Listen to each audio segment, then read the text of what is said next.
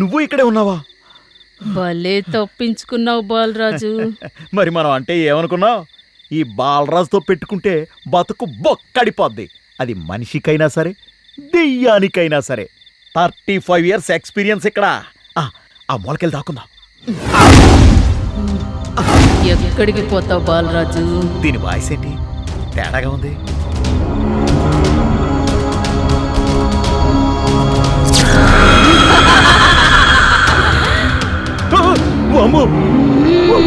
ఇది అదే రోయ్.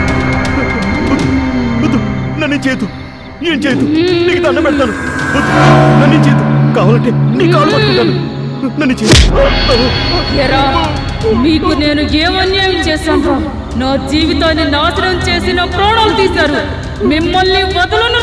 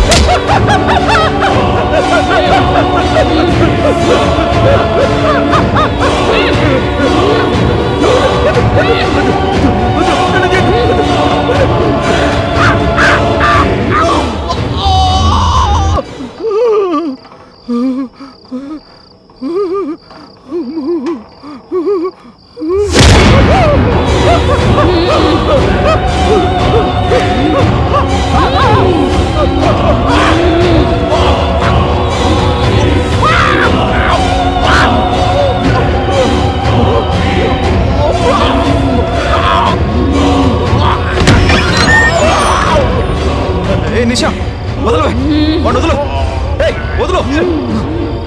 నిషా కాదు, రోషిని.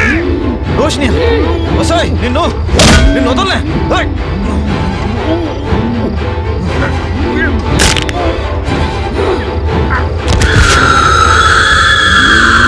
అవే నిన్ను చంపడం ఖాయం.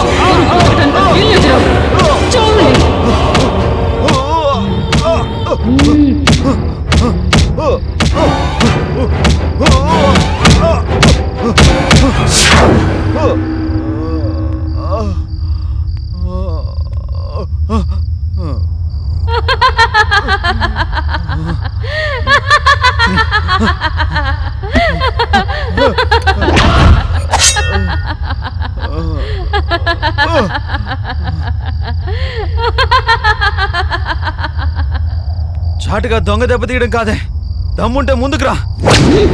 అయిపోయావా?